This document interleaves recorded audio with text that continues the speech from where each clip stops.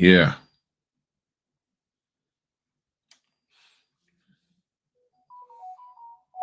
All right. All my notifications going out to the party people. What's going on? What's going on? Kick it with y'all for a little bit here tonight. Um, so good to see everybody. Good to see everybody. So what's going on, party people? All right. That's right. Like my man Frank said, hit the like button before you sit down and chill with me tonight. Ah, Nick, all a little still. Hit that like button. Hit that like button. All right, all right. Let's folk get on up in here. I hope everybody been doing good. Life is life is good no matter what. To me, I mean, things get rough from time to time, but overall, life is good. Life is good, and I'm just excited. So I don't know how I want to start this off because man, it's a lot that I got going on in my head. A lot of stuff with notaries, going through things, trying to get themselves together. Yeah, like they say, the struggle is real. So, mm, all right, all right, all right. I'm gonna let people roll up in here for a second. Um, man, all right. Like I was saying today, earlier today, man, don't be afraid to make mistakes. Okay. When my first, oh, I forgot. I got to do the fancy YouTube thing. Thank you for joining us this evening on Fritter Friday here with Uncle Griff. Thank you for sharing, and commenting. Hit the thumbs up button. Let everybody know we're here and all of that good stuff. There go my man Ben Briggs. All right. But I do have to say, I do appreciate each and every one of y'all for joining. I know it's a little late. I wanted to do this earlier, but I just didn't have the time and everything. And it just didn't work out that way. Got my good neighbor here and stuff. Don't be start man, I'm about to start some stuff. And the title is not clickbait. It is not clickbait. I promise you, it's not clickbait. People think it is just to get folk up in here, but this is not clickbait whatsoever. Okay. And the, and this topic, because I had no idea really what I was going to talk about for the most part, but I was coming back from a signing and it all of a sudden clicked in. And I was like, I get it now. It just clicked. And when I tell y'all, it's going to click for y'all too. All right. It's going to click for y'all too. But a couple of things I wanted to just talk to y'all and hit, and please feel free to chat it up and talk about it in the comment section. Ask your questions, all of that. You know how I do. Ask your questions. There's no dumb questions and all of that kind of stuff. For those of you who are timid in asking questions publicly, I'm gonna give you my Google Voice number. This is not my regular number. Um, So you can text because some people are a little timid on asking questions. So if you want, you can text me your questions and I will read the question, not who you are, and we'll answer the questions and stuff.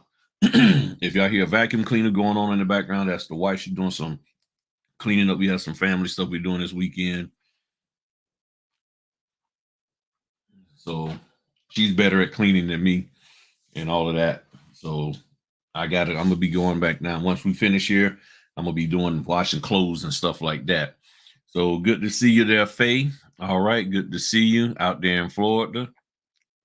We got Sue Laner. All right, we got her. Um,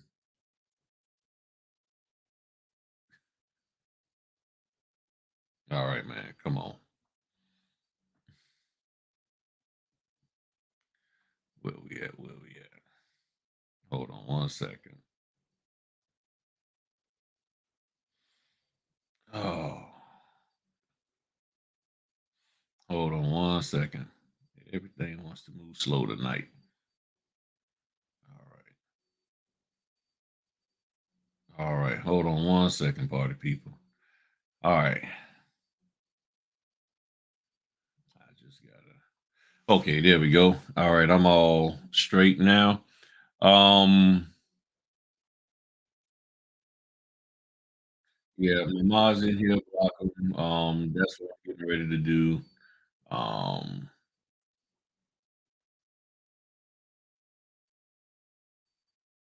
all right, all right. They hidden from the channel. All right, so Erica, you're a mod. Violet, you're a mod. All right. So if y'all see somebody creepy on up in here. Oh, I got the fritter. You know what? The fritter's actually in the car. I had ordered two today and I ate one, and the fritter's in the car. One of them in the car. I ate one earlier, so my bad. My bad. My bad. Um, hit me up my number here and we'll talk about that because I'm doing training a little different now. Just to be honest with you, it's just straight up haters out there. When it comes to people doing training, people thinking that this person's training is interfering with their training and all that. So it seems like within the notary community, the more you publicize certain things, people get a little antsy and stuff. And it was taking me to a place that I didn't want to go because I don't like people coming at me unjustifiably. And I'm the type, you come at me, I come at you. So I had to sort of find a different way to help people without um all of the rhetoric that was coming, because I'm here trying to help people and I don't have time for folk who got insecurities within themselves or their little crew and all that kind of stuff. So um people think they tough. They won't know what tough is until they run across the wrong person who's a lot tougher. So if you need help, whatever, just text me and we'll get together. We'll get together. I'll make sure you straight and all of that and all of that. I'm somewhat getting sleep. I'm somewhat getting sleep. I'm somewhat getting sleep. I ain't gonna lie to you. All right, Rhode Island up in here. So yeah, text me and we'll get you taken care of because I've been working with some people, off book and everything as they would say it the proper way to say it. So don't worry, I will get you if you serious about training, I will get you taken care of one way or the other and stuff. So couple of things. As I was saying earlier in my video about mistakes, it broke my heart earlier this week or a couple of days ago to actually hear that somebody actually quit on a signing because they made a mistake. And it, and that's not the first time that I've heard this. I've heard it before. And the signing company was shocked. It broke their heart that the person did it. And the mistake that was made, the error or whatever you want to call it, was minor in their opinion. And I guess the word mistake sounds so strong, and they took it real hard and they didn't go back and do it for whatever reason. And and that's not good. That is really, really, really not good when you do that because you're killing your opportunity to go forward in this business. But when I thought about it, and I took about I mean, seriously, I thought about it for about like an hour, and I was like, okay, the only thing I can think of is that that individual had in their heart and mind that they could actually, um, that they could actually do this here without ever, ever, ever making a mistake, and that being error free is the pinnacle of being a notary, signing agent, and going out here and doing these mortgages. And that's not it. The pinnacle of being a notary signing agent is really how you handle mistakes. If you can't handle mistakes because they can happen, you could get bad information. You can get have the wrong understanding of the law or the law changing, you didn't realize it, and you did something in error. Okay. Well, if that's the case, then how do you handle that? If you're trying to be 100% perfect, the only way to do that is to actually all the time be up to date on all notary laws, changes, mortgage documents, all of that, and it is virtually impossible for us as notaries to do that. How you handle difficult situations, how you handle mistakes, errors, whatever you want to call it, is the most important part of this business. Because if you don't handle it right, then I mean somebody got to fix it. If there's a mistake, it has to be fixed. So are you going to be the one to fix it, or are you going to force that company to pay somebody to fix it? And that's what is happening. Notaries are going out there and they make a slight mistake, miss the date, miss the stamp, whatever the case may be, and they don't want to go fix it for whatever reason, but they want to get paid. And these companies are not going to pay you if you make a mistake. And in the instructions, it says that if you make a mistake, you go back out there and fix it. And by you taking the order, you are agreeing to that. But notaries are like, nah, I'm not going to do that. I don't understand why. Because if you was on your W-2, you fix your mistake. So let me ask this question right here. Where did I get my training? I started off with the notary coach, but a lot of my training came from basically reading my state handbook, because it also depends on where you're at. And the videos that I have on my notary basic playlist. So if you click on my picture and go into on the as you're looking at the videos, you click on my picture, my name of the channel, and you go to playlist. You'll see a playlist called Notary Basic. You go in there, and there's videos that break it down on how to do closings. Um, I personally don't use the term LSA, loan signing agent, because and I have a video that breaks that down.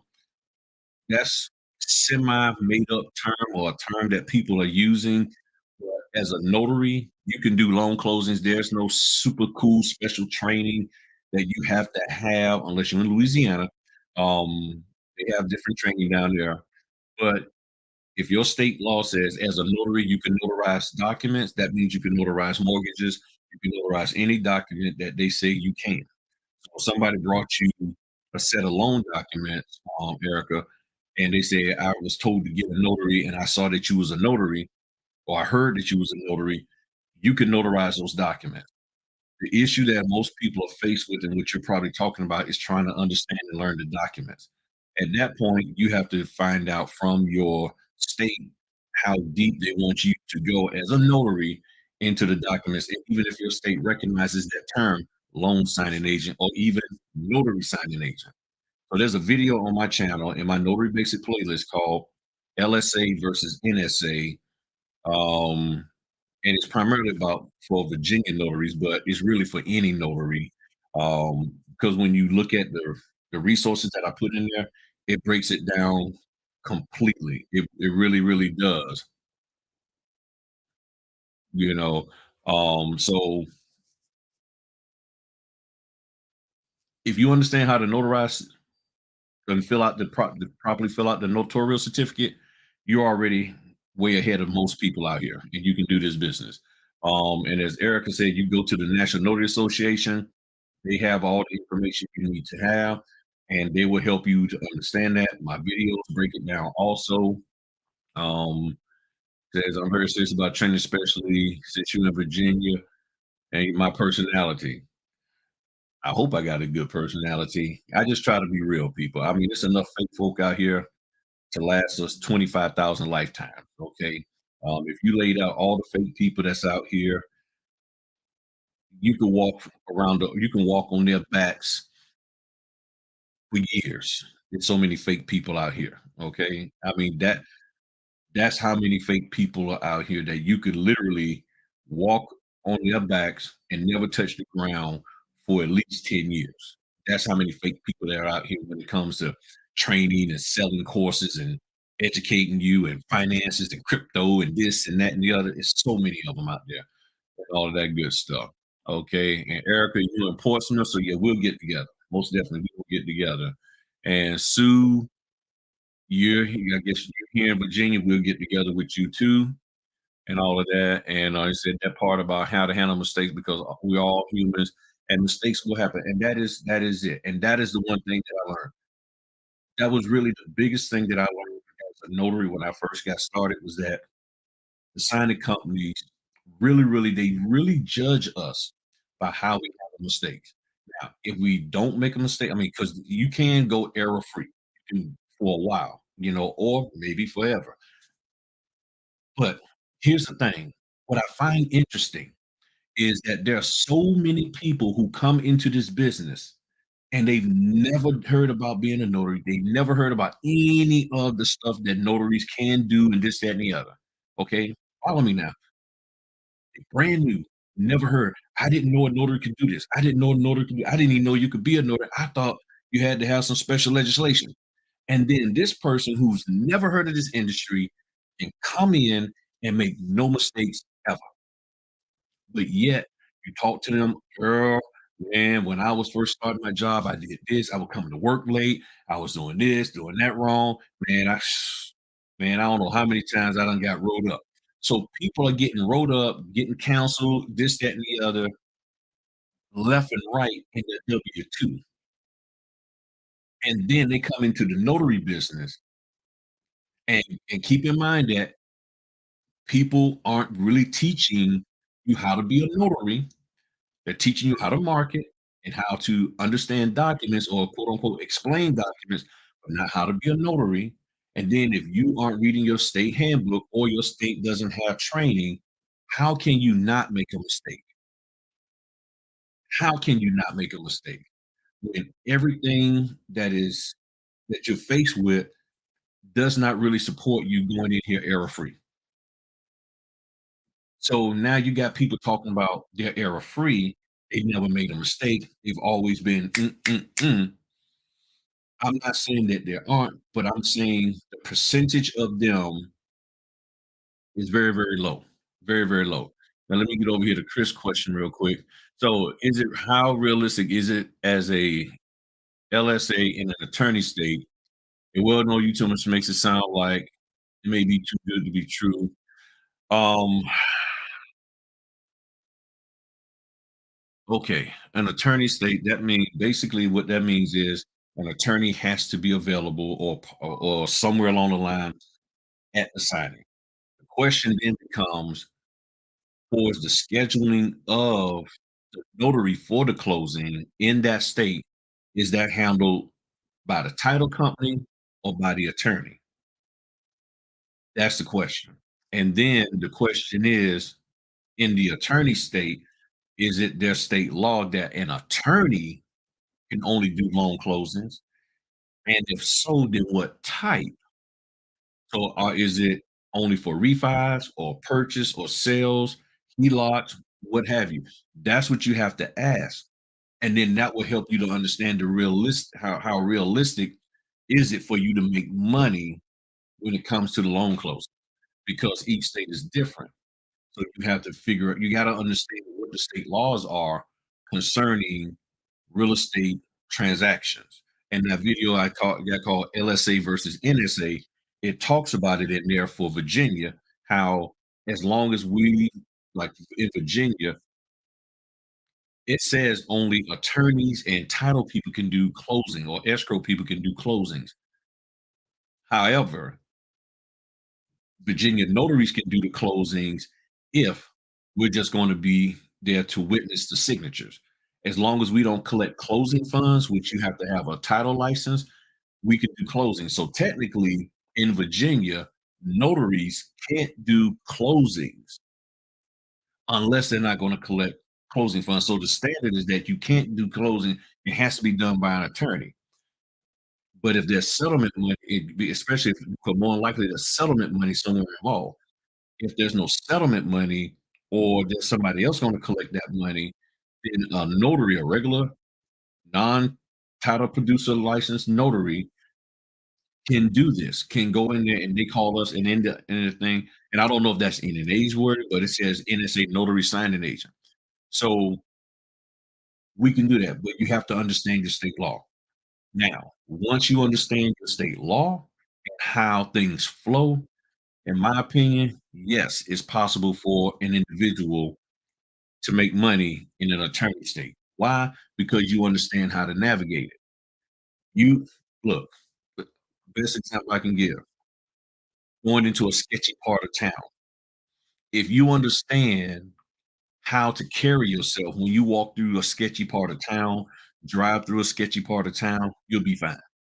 But if you walk into a sketchy part of town, whether on the black side, white side, Hispanic side, Mexican, Asian side, or any side, if you walk through the homeless section, the tent cities, you name it, whatever you want to consider bad or sketchy part, if you know walking through there, you better not have gold chains on, talking about on the phone, with your Louis Vuitton case, money, this, counting your money, going to the ATM, you'll be fine.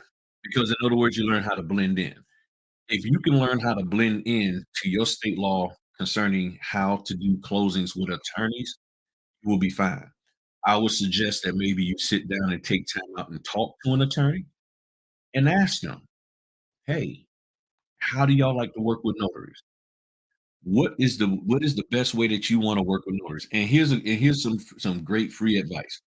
In talking to these individuals who have the power to select you possibly, instead of begging and asking for opportunities, how about talk to them from the standpoint of what is it that you need, that you look for a notary? How do you expect the notary to conduct themselves when they're with you conducting a closing? That's the question you should ask the attorney, not, "Hey, you got some closings?" Yeah, they got closings. But the question is, what are you looking for in a notary when they're working with you? Do you want them to show up 30 minutes before? Do you want them to stay a little bit after? Is there things that you need the notary to say or what have you? You see what I'm saying? How do you like to flow? What do you want from the notary to support what you're doing? Since they're running the show. And when you talk to them that way, they're like, "You know what? Nobody, you know what? That's well, here's what I really would like." And then once you find out what they want, you can use that information to tweak your profile and use that as a selling point, a marketing point that, hey, Griffin Notary Services, when we do, real estate transactions with attorneys, we're here to support you and we let you run the show. We only speak when you ask us to speak. See, you gotta be a notary that's willing to keep your mouth shut sometimes. And some of these notaries, based off of what you've been trained, it forces you to wanna run your mouth because you don't got this training. Sometimes it's best just to be quiet. Just be quiet. Don't say nothing. What do you want me to do? Because here's the thing, if running your mouth can put you in jeopardy of not making money, you need to be quiet. Sometimes being quiet is the best thing to do. So that's what you can do. So, what state do you live in, Chris? That's what I would like to know. What state you live in? And you're up there in Northern Virginia. We'll find a way to get you straight. Don't worry. Don't worry. Don't worry, sir. You got my number. We'll find a way to get you straight. So, um, that's the thing. But when it comes to, okay, you're in New York, I got somebody up there that I can put you in contact with. Um, yeah, I got somebody. Here's my number. Text me. There's a young lady that's up there in New York. Um, she can provide you some help. I don't think she's in here tonight, but she can provide you some help. I'll get you in contact with her, and I'm gonna pin my number thing up there at the top so people can see that when they come in. Um, yeah. So that really bothered me that that person basically walked off of the signing, didn't go back and do it because they made a mistake. And unfortunately, within the notary business, there are a lot of people who want to show how special they are. They want to show how professional they are. They want to show that they're the cream of the crop. And the problem, and my man Q talks about this a lot, especially with the marketing on Instagram and other places. We're bragging to other notaries about how great we are. But why is that? Most of them are doing that so you can say, "Wow, you're that great? So how can I be great like you?" Oh, you can be great like me once you dig into your pockets and pull out that credit card and pay me some money, and I'll tell you how to be great just like me. That's the game. Again, another person that you can walk on in your 10-year journey of walking on scammers. And that's their thing, that's their thing. But what my point is, not all of us need to be taken advantage of like that. Not all of us need because of your W-2, you don't just fall for people telling you stuff. So don't do it here. So I felt real bad for that person. I don't know if it was a man or a lady, but I felt real bad for that person. Um, and I really do wish I could help them to find out what it is that happened and why they felt like, I can't do this or whatever the case may be. Because as long as this tiny company is willing to ask you to go back and get the thing fixed, that's an indicator that they're okay with you. They like you, and that's the decision point of whether they maybe make you preferred or keep you preferred or let you go. How you handle it is key. Now, something I want to show y'all. Um, Something I was faced with. Man, I was faced with this, and it turned out not to be good. It was tough. It was tough. So one of the things that we have as notaries, and our main point is to verify a person's identity. We don't notarize documents, we notarize signatures. Okay. So we're notarizing the signature of the person who came in front of us, basically stating that this person is the person that's listed on this document and they signed it. We verify the ID, we look at it. Yep, that's your signature. Okay, things match. That's what we're doing. We're not concerned about the contents of the document unless there's something glaringly sticking out showing fraud or deceit. You see what I'm saying? If you see a faint impression or ink of a previous stamp and they're like, yeah, stamp this, like, wait a minute. Well, somebody already signed it, and the person who signed the document that you're notarizing the signature for isn't there. But some dude or girl is telling you, well, here's $400. We just need you to put your stamp on there. Nah, okay, we're not doing that. Well, let's say everything is, square, for as you meet the person, nobody's trying to do anything and all of that. Here's a situation, I put different names up here, but here's a situation that I was faced with over the last 2 days. Today is Friday, the 14th, and yesterday, the 13th. And tell you straight up, I couldn't do it, and Imma explain to you why. Um,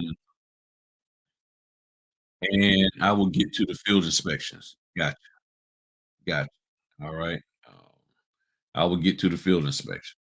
So we verify the ID of the person who signed it. So if John Jacob Jones is signing this document, we have to see proper ID in accordance with our state law for that person. We look at it, we make sure it's valid. We physically have to see it. It can't be just a picture of it. You've got to physically see it. And nowadays, a lot of people want to have pictures of their IDs, but they don't want to physically carry it because they can't keep it. They always losing stuff. And in some cases, or some states, maybe even counties, notaries, I mean, not notaries, people can carry their driver's license as a picture on their phone, and the police will accept that. So you get pulled over. Let me see your license. And they show a picture of the front and back. And for whatever reason, the cop is like, okay, cool. That state says or that county says they can accept that. But as a notary, you got to give me the physical ID. I got to see it and I got to touch it, make sure it's real. So I had a signing, and with that signing, I was faced with this situation here to notarize the signature of this particular person. And this is not their name, but this is the format of the name. Okay, this is the format. So,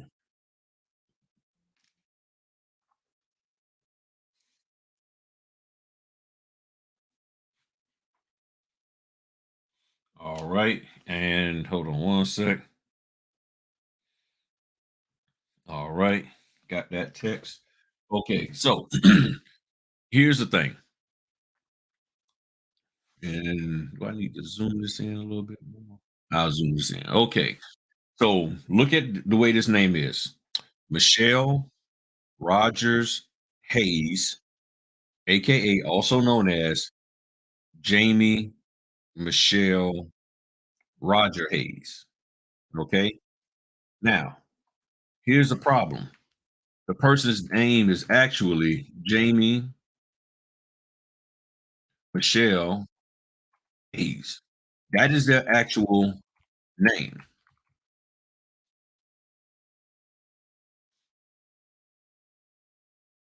This is their name. Okay. But look at what they have on the document. Michelle Roger Hayes, which is they took the last three, they put that there, and they're saying this is the real person, and they're also known as this, which is basically both of these names put together. It's all these things put together.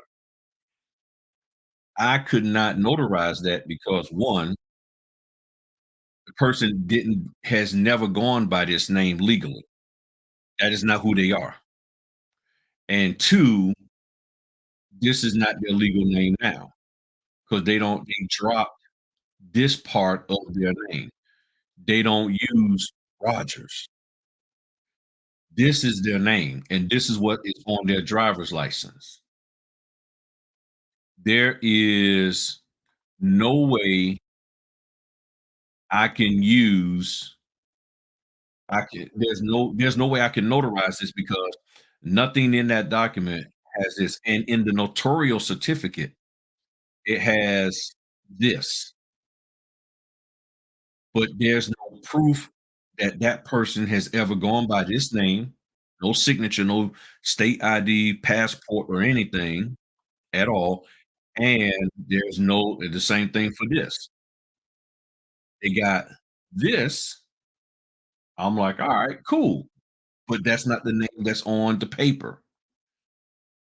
I can't notarize the signatures of these people up here because there's no ID to prove that you are that person. And everybody was having a little bit of a conundrum, a little bit of a fit. And I've been in this situation before. And I called in and they told me exactly what I need to do. Can't notarize it. The issue is that the person was added to a deed like this. It was added to the deed like this. So they took their last part of here and made it and just that and didn't put their first name on there whatsoever. That became a problem. They don't go by this because they no longer use this name here. And my understanding, they never went by the name as it's written here. So I'm stuck. I can't. There's nothing that I can really. There's nothing that I can really do. Oops, my bad. There's nothing that I can really do about this. And could the signer put a line through? No, they cannot.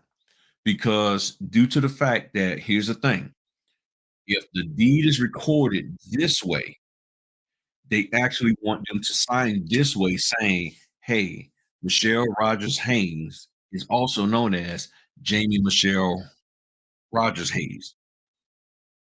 And they can sign that all day long. I just can't notarize the signature. I can't notarize that signature. And the reason why, my man can print it. Yeah. And I can't. And see, because if you think about it, that AKA is saying you are also known as this, that this person exists, and there's a human being that is existing as Michelle Roger Hayes and Jamie Michelle Roger Hayes. That's what they're saying. It's not a formally known, and it's not an NKA being now known as that, okay, you used to be this, but now you're this. So there's nothing that a notary can do unless your state law gives you some leeway in how to deal with this, but my state does not. So I had to let them know I can't notarize his signature because and then I can't do credible witness because she never went by either one of those names. I'm pointing at the screen like y'all can see me pointing at it. She she has never gone by this name, so that means anybody who tries to be a credible witness for her will be lying, and the key word is credible. They can't say this because she was never going by this, but I do have ID. I do have ID in this, so I'm good to go here. I'm just not good to go with this up here, and it's a tough situation because the majority of notaries will just go ahead on and fill out the notarial certificate and notarize those signatures. Knowing because they'll take, well, okay, yeah, I used to go by that, and well, I had that as my name and this, and they will forego the getting the proper ID and all of that, especially if that's what your state says that you're supposed to have.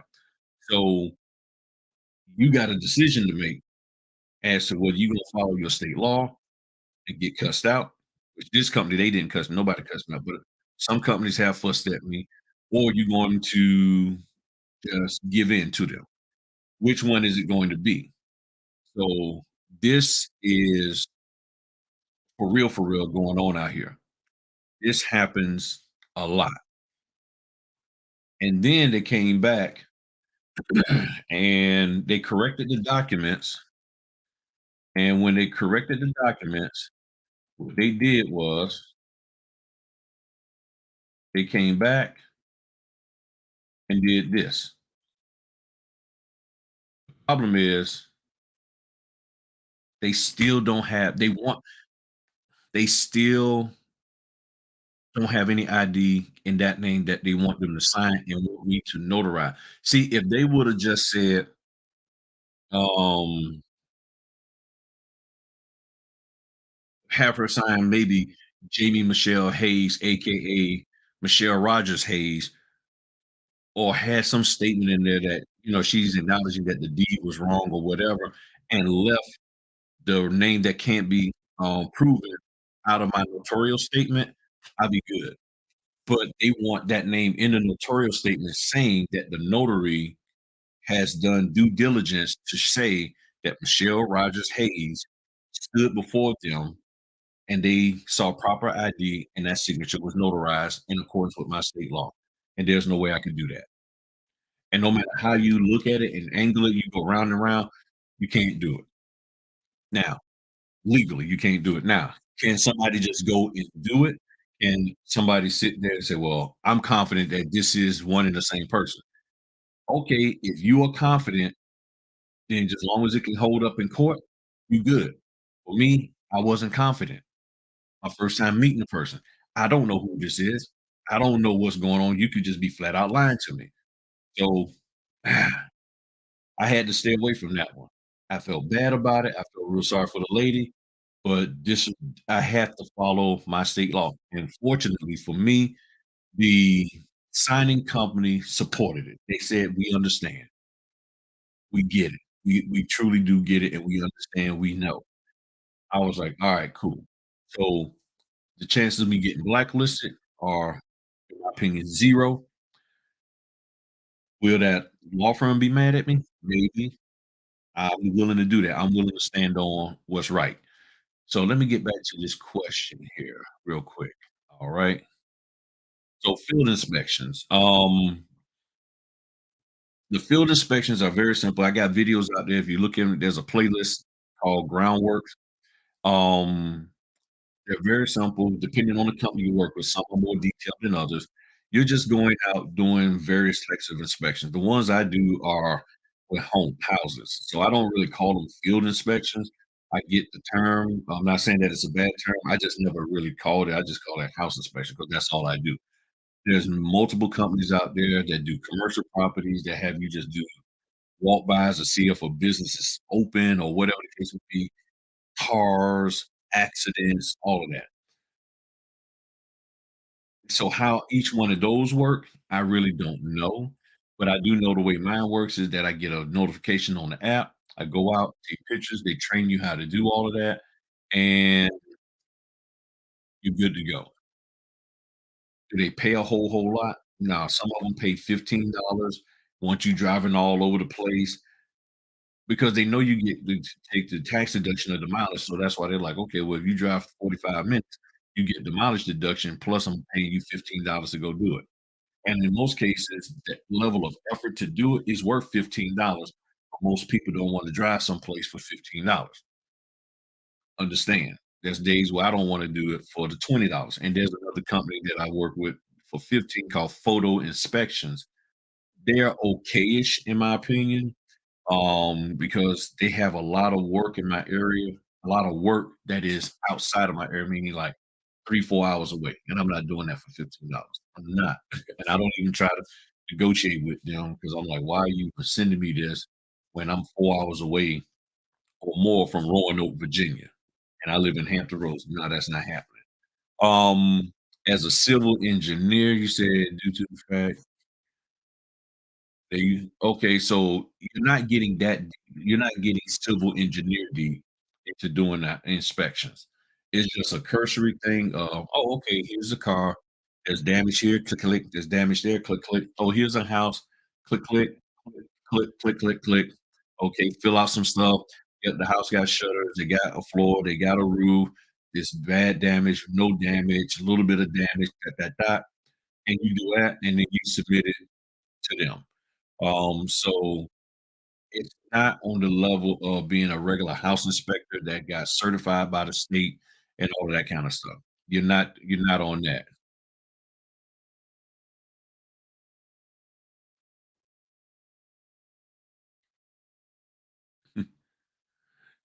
Gym mix. Oh.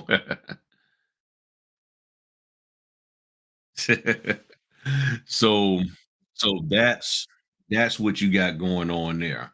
Um,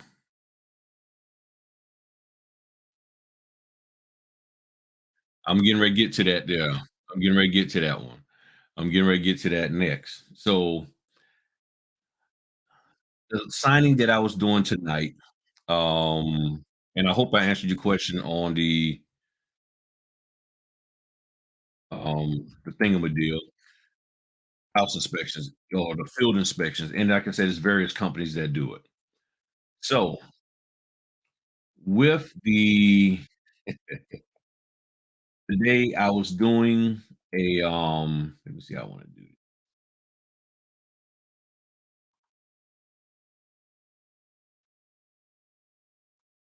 God dog it. Mm-mm, messed that up. Okay, here we go. All right. So so I did a signing today. It was for $65. Okay. And while the person was doing they was selling the property, they were signing the paperwork, and they asked the realtor,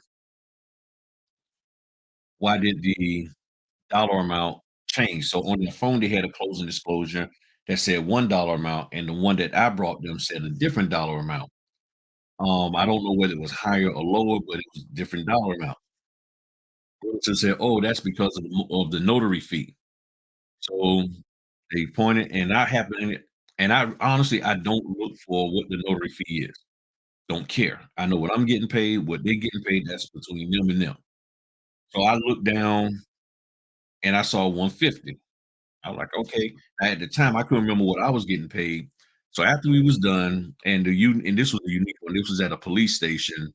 So, so I was just like, "As long as they don't run my name, they won't see them W's on me and everything." And, or my affiliations and stuff, and we good. So went there, did the signing, the realtor was there, we was in the lobby of the police station, everything went fine. Took about maybe 20 minutes or so. So I got in the car and I looked and said, "Oh, okay, I make 65, so that means they got paid 85. Alright, cool." Then I got to thinking, and I started remembering for whatever crazy reason about all the different signing company owners I've listened to and I've heard over the last year and a half. talk about how much money they make doing closing. And then I got to thinking, I'm like, wait a minute. And on average, most of the companies who paid me $75 or so, they basically splitting the fee 50-50 with me. So I was like, if they splitting the fee 50-50 with me, well, how much are so I got to thinking, I said, wait a minute, let me check something here. Let me check. So I realized that $30,000 divided by 30,000, yeah, 30,000 divided by 75 is 400. So that means they're doing a signing company pulling in $30,000 off of $75 signings. Now, I got to thinking, I'm like, but everybody's saying that you got to make 150, 200. So the deal is, if I'm a signing company owner and I'm pulling in 400 signings a month, I'm making $30,000. I said, so that's why a lot of these folk want to be signing company owners. Because if you can reduce your expenditure,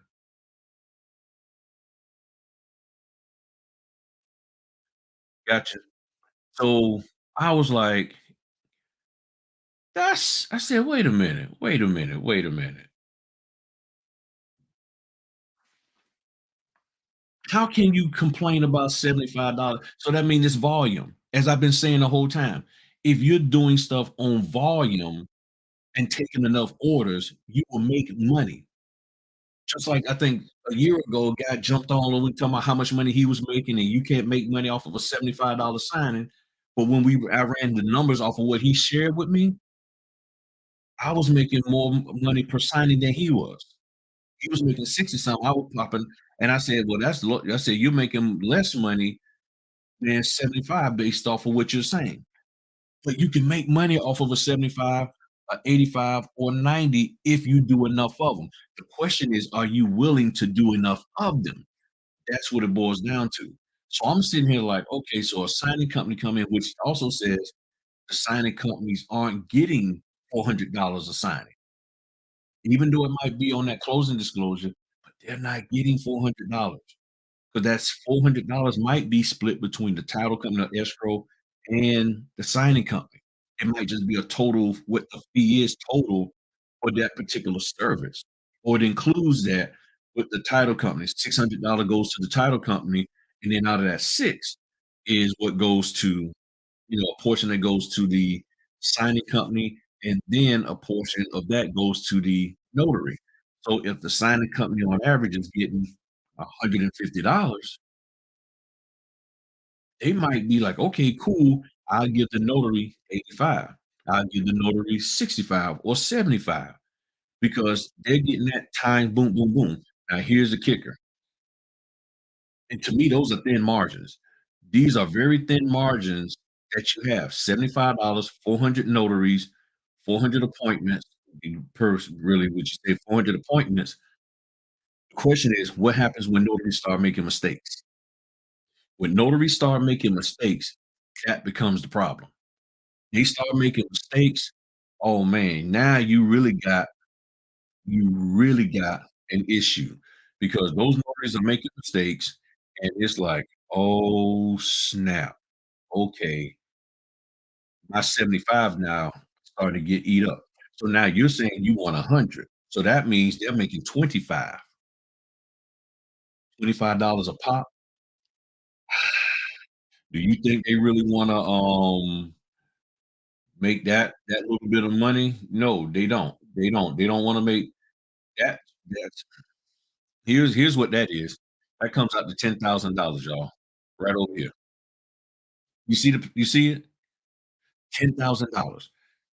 That is not okay. I could have just been a signing agent and made that money. So this is how you make $30,000 a month in the notary business by starting a signing company. Hopefully, you got the money to start it, insurances, all of that, and now you gotta get the, have the infrastructure for all of that. The question is, again, this ain't clickbait. This is true. This is how you can make $30,000 a month off of $75. And you're talking about doing, and let me hold on one second. Let me do this.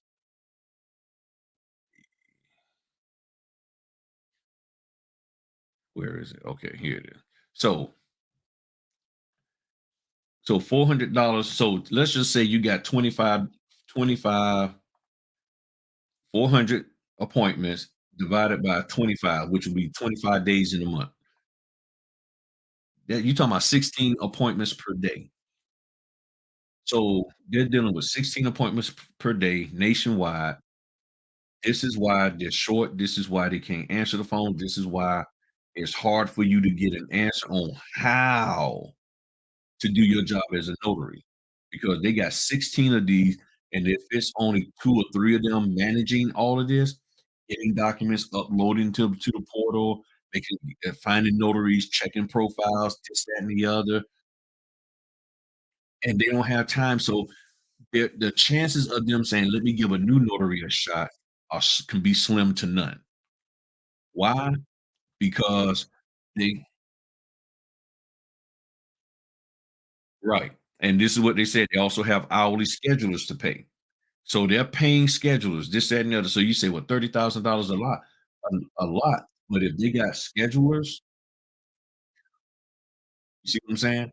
So that becomes a problem when you start talking about how you gonna make money and how you gonna make these signing companies pay you more. Now, sometimes it could be looked at as a little quirky because some of the signing company owners are also former notaries who was bragging about getting 2 and $300 a sign-in, but then they start a signing company and they only wanna pay you 75. I'm not saying that they shouldn't do that, I'm just saying this is what it is. As a notary, I was making $200 a pop, but as a signing company owner, I'm probably still making that 200, but I'm only gonna give you 75, maybe even 95. I might give you 95, but I gotta keep the rest for myself so I can run my business. So then the question is, how come can the signing company negotiate a even higher fee? Because in order to give you 200, they gotta be pulling in at least 4. And the question is the service that the signing company is providing via the notary worth $400? They pay you what they value you at. So the title company or the lender who hires that signing company says, "We value what we're getting from you at 125." And at that point, 125, you're talking about,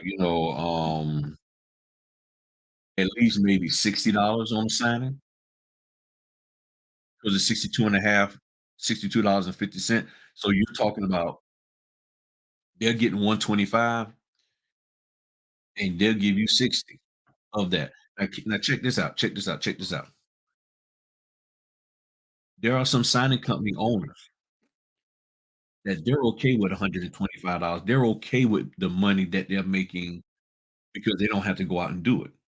So their lifestyle may be as such that, okay, I'm okay with $62 or $60 or whatever, $64 that I make per signing. I'm okay with that. I'm okay with getting paid 125, give them 60, and I keep the rest. I'm okay with getting 150, I pay them 75, I keep the rest. I, as the company, I'm okay with that. So if they can be okay with that, then the question becomes, why can't I be okay with the dollar amount that I'm getting? What makes the dollar amount bad? And so, you see what I'm saying? And there are some out there that's like that. There are some who will give the notary 100 and then they take 50, but not everybody is like that. Okay? Not everybody is like that. And why? It could be a variety of reasons. I'm not even going to try to speculate, but there are a variety of reasons. So the question then becomes, why can't you be okay with the dollar amount that you're getting paid? What makes it not okay? And you say, "Well, because I got to print, I gotta physically go, I gotta drive my car, I gotta do all of this stuff. I gotta buy paper." Okay, well, more than likely, they have a building, they got computers, all of that kind of stuff. So they got expenses too. So in other words, what you're saying is $50 is not enough to handle my expenses. And I'm pretty sure they probably got more deeper or detailed expenses than us. So if $50 is okay with them, why can't it be okay for you? And if you're saying because of the level of expenses you have, then the question then becomes, what are you doing to reduce your expenses without reducing quality? See what I'm saying?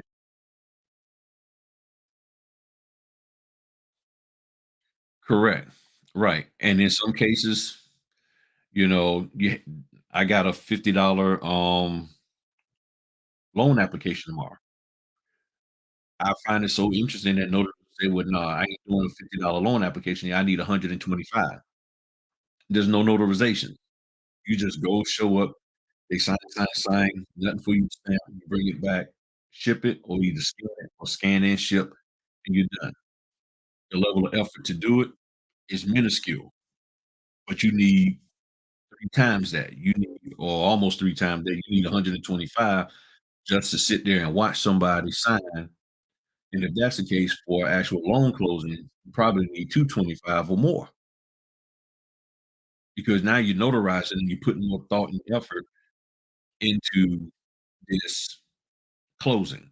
So and it was something I wanted to do. So talk to me, people. Tell me in the comments what you think and what do you have as a hold on, what do I want to do?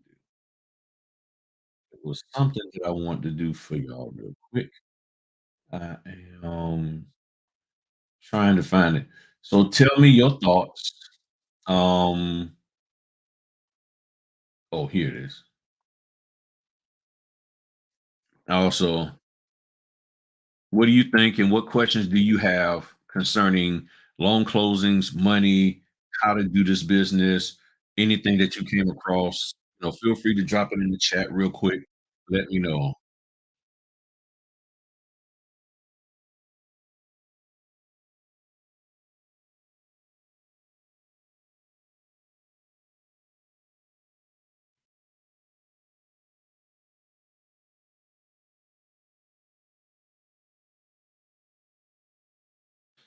All right. And I just dropped a poll in there for y'all, asking how many of y'all listen to the Notaries Unsealed podcast. So when I'm thinking about how to make things pop in this business for myself, it's hard for me to really sit here and complain because everybody's not making $300 a pop, but they're out here working. So if a signing company is willing to put in, if you got some questions, go and ask your questions now. Feel free to drop your questions in the chat. If you got a question, Suze, go ahead on and ask a question. Start with a simple question and all of that kind of stuff. So if there's something simple you got to ask, feel free, go for it. So the question is, as I've always said, how do you get them to pay you more when they don't have the more to pay you? What are you doing with your business setup that causes you not to be able to? Hey, thank you. Thank you very much. Thank you very much, Dupree. Appreciate those condolences. Appreciate those condolences. So the question is, how do you make $75 work? I mean, we brag a lot about how Big Mama, had $5 and fed a whole family. That's all she had, and she found a way to feed the whole family. How dad, only had a few seeds of corn, but grew a whole crop, was able to grow enough to take care of the family and build the empire.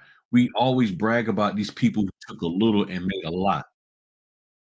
But then when it comes to us, we want a lot and make it a lot. We don't wanna start with a little. We like, "No, I can't start with a little. I need more. I need to have more." And maybe some of the training, maybe some of the courses and things that we're participating in, and I've always said this, the more money you spend toward getting into a business or anything, the more you're going to wanna make from the sales that should come through that business to recoup your return on investment because you probably overspent, and you probably know you overspent, but you're like, "I need to make my money back. I need to make my money back." So, if I make my money back, how do I make my money back? Well, okay, I really could do it for 85, but no, I'm charging them 150. Okay, and as long as you can get enough 150s, you good, but if you can't, then what do? There's enough 85s out there, but that means you gotta work more, and this is really what it boils down to, people. How much are you willing to work to get to where you wanna be? You worked a whole lot in your W-2, and I've had people tell me, "I'm tired. I'm just plumb tired, and I don't really wanna have to keep working and pushing myself like that." Well, being a business owner, it's working and pushing yourself like that. There's no getting around it. That but then that's where people get taken advantage of taken advantage of by, not of, taken advantage of by buying into these get rich quick. Some people have gotten taken advantage of in the notary world because it was presented as a get rich quick. Oh, you get a stamp, you know, you get your notary stamp, your printers, scanners, and you good to go. You know, got your pens, you rocking and rolling. Notary journal, and you're gonna make all of this money left, right, left, right, left, right. And many of you found out that's not the case. So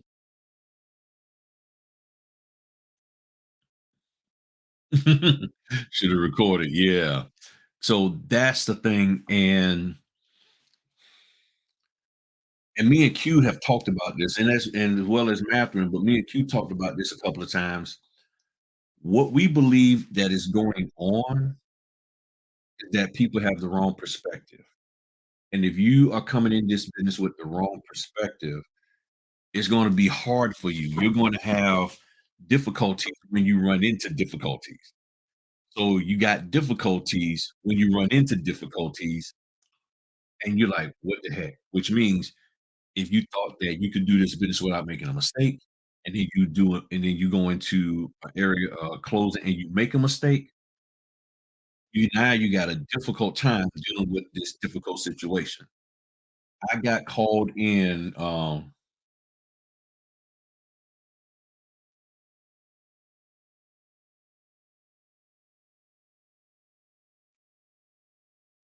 okay, so I got called in to do a close, not even a closing, just a notary thing, power of attorney, a quick power of attorney. I'm minding my own business. I'm at a closing. A matter of fact, the one that I told you with the lady's name, and they said, "Can you come over?" I said, "Yeah, I can be there within an hour." I get there. I didn't really know what I was going into. Had no clue. I didn't even know where it was at. I just had an address. I show up. It's a rehab center. So I'm like, okay, that means will or power of attorney. I get in there. It's a power of attorney. Had to get the witnesses, all of this, because they were like, "Oh, yeah, we just need one witness." I'm like, "Sure." Yeah, I look at the document. No, you need 2 witnesses, and it can't be his it's gotta be somebody else.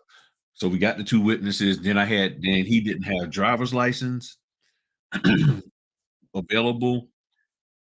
I was like, "Then we need 2 credible witnesses." We was able to get that. I'm like, "Okay, we batting 1,000 now." Then we had to get him to do the signatures and all of that. But I just had to go with it. I had no clue what I was going into, except they needed something notarized. And that's why I constantly say, if you know how to properly notarize by filling out the certificate, you will be fine in this business. If you're trying to be fancy and show off and show people how smart you are, you're going to get stressed out and you're going to set yourself up for an embarrassing fall because you're bragging about how smart you are, but you get into a situation where there's a particular type of notarization or a document or the way they got the notarial certificate formatted, now you stump. Now you get scared and you run. That and there are people who have done that. And like my gentleman said here, so far as notary fees, he understands where I'm coming from. He came in after the rush, so the fee right, and right now the fees are lower. They are low. There are companies who do pay 125 and 150, and I've gotten several of those orders, but right now the majority of my orders are below 100. I just gotta roll with it. I mean, it's either you do or you don't, and complain about it to everybody on the internet, not saying that Stephen is complaining about it, but it just leads me into the statement, because what he said leads me into the statement of complaining about it really does nothing but just stir up people and causes those people who get stirred up not to settle down and do the assignments. But the people who are stirring the pot, notice what I'm saying? They're the ones stirring the pot. They're out there taking those orders because they understand volume. When you understand volume, if I get enough $85 orders, I'll make this much. If I get enough 95, I'll make this. If I can then top off a couple of hundreds, then I'll have that. And then if I can, but my foundation is the $60 orders. But there's a buttload of $60 orders. It really don't take that long to do. Maybe every now and then there's a more difficult or a longer one with 100 and some pages or 150 pages, but the bulk of them are small. Like the $65 one I did today, I think it was only 18 pages. I can't what is there to complain about? That's the question. You're getting paid $65 to do a 18-page closing. What is there to complain about? Well, I had to do okay, so then that means when you go to work every day, you do the same thing. You go to your boss and you complain about the fact that you had to get up at 5 o'clock in the morning so you can get Man and TT together to take them over to Big Mama house and then go back home and get your husband or your wife and then drop them off to work, and they was running late, and which caused you to run late, and you forgot to eat breakfast, and you left your lunch, and you only got $3 to your name, so that means you gotta go to work there for 8 hours hungry. You don't complain about any of that to a lot of time to those people, and if you do complain, it's just like in the notary world, you're complaining to people who can't do anything for you. But just sit there and, yeah, man, I tell you, it's messed up that you had to give your lunch to your kids so they can have something to eat at snack time. You know, I mean, but what do you do? Yes, you're gonna complain within yourself, but you say, "Okay, how do I resolve this? How do I fix this? This is the problem. Low notary fees. What can I do to fix this?" Find different companies. Well, how do I find different companies? By doing the work with the companies that you're with, working working the system where you're at, and then changing your profile, showing in your profile you know what you're doing as a notary, and impress them with your good work at the $60 level, $80 level. They'll be more willing to bring you in when you get to the $110 level, $50, $150 level, etc. We do that in a W-2, but we don't do that with entrepreneurship. No, we wanna come in hot and high, vroom, skies there ain't no sky's the limit. I'm in the limit. I'm in the limit of the sky. Here's this they says the sky's the limit. I'm in there. This is where I'm at. I wanna be in the sky, the unlimited sky. I wanna be in there. I wanna start here, and when I wake up tomorrow, I wanna be up here. what my lady say? Some people just like to hear themselves complain and have a problem for every solution. That's right.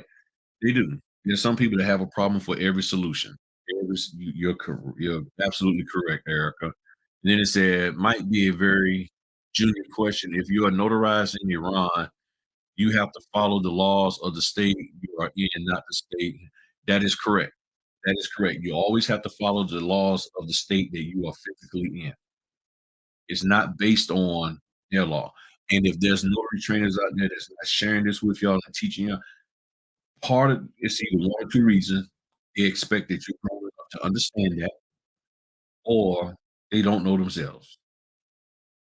There's some people that can be something and still don't know something.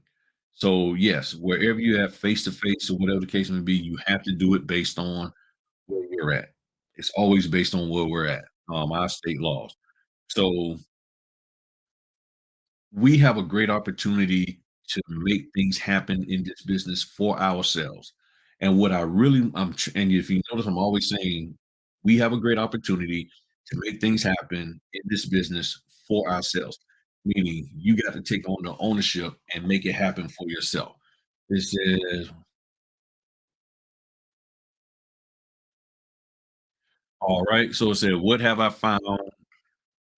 What ways have you found works best to help you retain the information you've learned for this business notarization and loan signing documents?" Well, first, when it comes to loan signing documents, if you're talking about understanding the documents or knowing what to say about the documents, depending on what state you're in, there's nothing for us to say about the documents because if you understand this whole process, the human being or human beings, the people that are sitting across from you, they're the ones who wanted to do this loan. They're the ones who said, I want to take on this debt. It's incumbent upon them to read it. It's their responsibility to read it. You can give them a summary, but it still don't mean they understand it. It's their responsibility to read and understand what they're doing and why they're doing it. It's not your responsibility to try to memorize because as a signing agent, there are so many different title companies and escrow companies and lenders, and to try to memorize or learn the flow of every single company and what they're going to say in the documents can take you decades. So the only thing that you can really take time out to know, which goes into i.e. the notarization, is to understand how to properly notarize your documents. You look at what the notarial statement is asking for your state, and that's what you fill out. You give that to them. The problem is that people think that there's something extra that they need to do, something extra that they need to apply to the notarization or to the transaction. I gotta say something else. I gotta do something else. The way I learned is by doing, reviewing, and sticking to the main thing. What is the main thing? As Deion Sanders says, make the main thing the main thing. Okay, that's what he says, and I agree with that.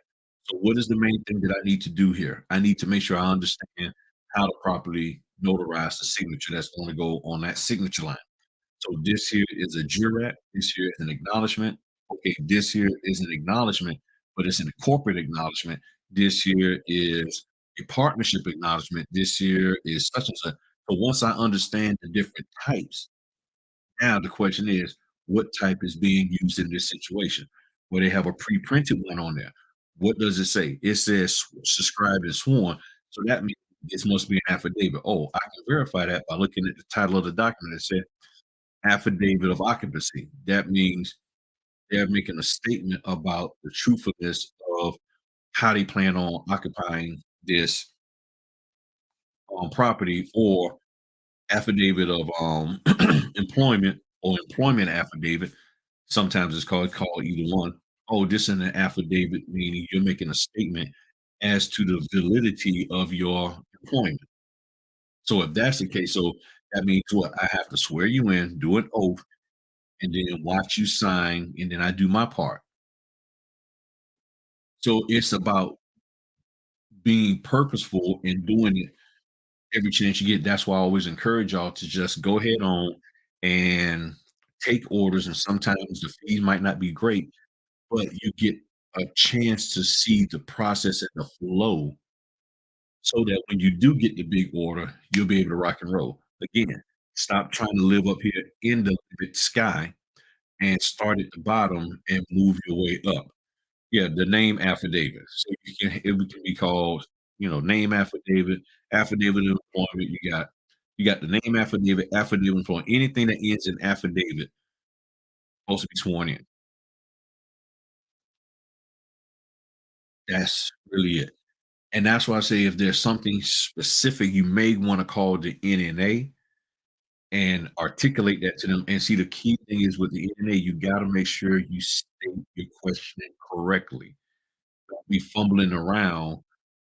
Just get to the point, make the statement. Here's what I need to know how to do. Be ready to give them a little more context and background information if they ask, and you'll be good to go. So I don't know what people are, for the most part, I really don't know what people are actually stuck on. Um, as for doing this business,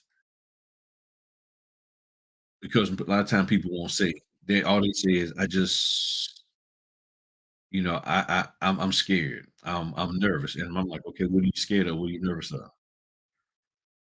"I don't wanna make a mistake." "What kind of mistake can you make?" "I don't wanna miss something." "Okay, so how do you go about not missing something?" You figure out what it is you can miss and why you would miss it, and then you come up with a plan to remove that out of your life.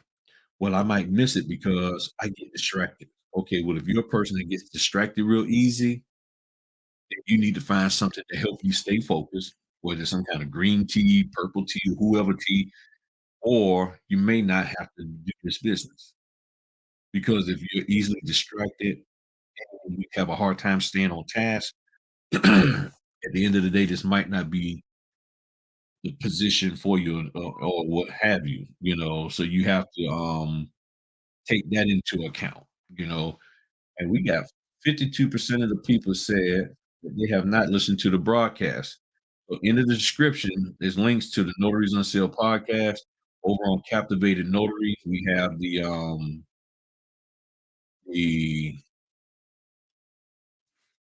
hold on.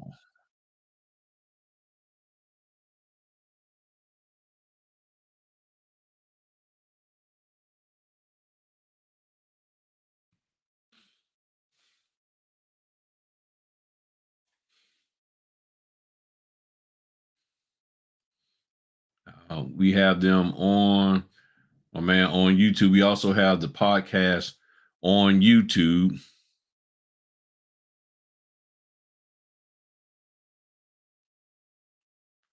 All right. So we got the podcast on YouTube on Captivated Notary. We dropped the link in the description. I mean, in the chat here. And we're talking, and just so y'all can understand,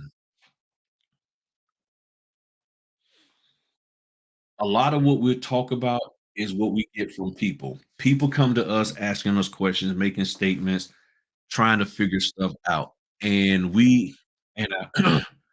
is we sort of end up being the voice for them. And as well as we have questions too about different things that's going on in the industry, trying to understand, because personally, what I feel that's happening right now is that people are asking us to just blindly follow them and and believe in them and just do what they say because they've had success in this business at some point in time. The question is, what level of success you as the brand new entrepreneur want to have? What path do you want to go down? Because if the path that you're trying to go down is not the same as what they're saying, they're saying you need to scale your business. Okay, but I'm not ready. I've not even gotten a clear footing with the business. I'm still trying to figure that out. But now you're saying I need to scale up and do these other things in the business. Well, I'm having a hard time just managing what it is that I'm trying to do on a day-to-day basis in my life without the business. You see what I'm saying? So, ah, back up. My throat lozenge. You know, that's the key. It's not that you shouldn't scale up. The question is, when do you scale up? That's the question. That's what you gotta try to figure out. You have to try to figure out, when do I scale up? What does it take to me to get to being scaled up? What I try to offer people is encouragement to stay focused and to believe in yourself. And a lot of that is not out there. A lot of it is just go work and just make money and the money will make you happy. Not everybody's saying it, but a lot of it that is implied. And it's like, you have to first make sure you are solid and stable, because one of the things that I've learned is that there are people out here who never done this before. They never even thought about entrepreneurship. And because of the pandemic, now they're like, okay, maybe I need to think about this, but they're a little loose on how to make it happen. And if you're stumped on how to make it happen, well, you got to get that together first. Because if you scale up to do all of these different businesses, all these different streams and all of that, but you're not prepared for the success of it or the failure of it, then it can be devastating. Going back to the person who made the mistake, you're doing the notary business and you make a mistake and you weren't prepared for failing, that can be a problem for some people. So let me look at some of these questions here real quick. Oh man, I meant to get back. So yeah, use paper clips and sticky tabs to help you stay. Don't remove the sticky tabs until you go back and check the dots before leaving. Yep, that helps. That does help. What get started was understanding that mistakes do happen. As long as I own up to the mistakes and fix them ASAP, it'll be okay. When mistakes have you making 2 and 3 trips, yeah, you will definitely learn. Yeah, that's how you learn. That's how you learn. And checked all documents, even if it doesn't need a signature. That is correct, because sometimes the papers get stuck. That is correct. Or missing in organization. Yeah, everything she said. I did her clothes. I did 2 clothes for her, and I trained her, and she's absolutely correct. Erica is one of the best notaries around here.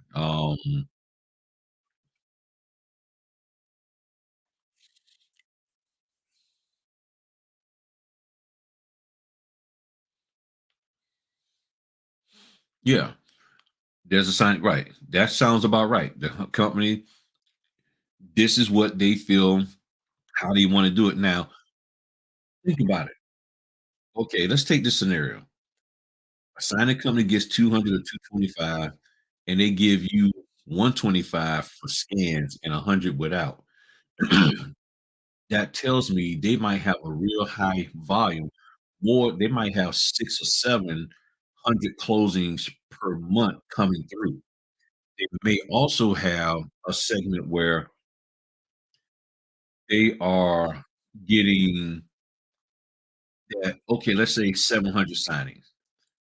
200 of them, they might be getting 3 or $400 a pop because they're high value closings. They're closings for high-end clients that pay more. So if they're getting 2, 300 over here, or 400 over here, and then the rest, they might be getting 300, then they might be having a segment of signage that they're all getting 200. So for some of them, sorry about that, y'all. Making sure this not a order.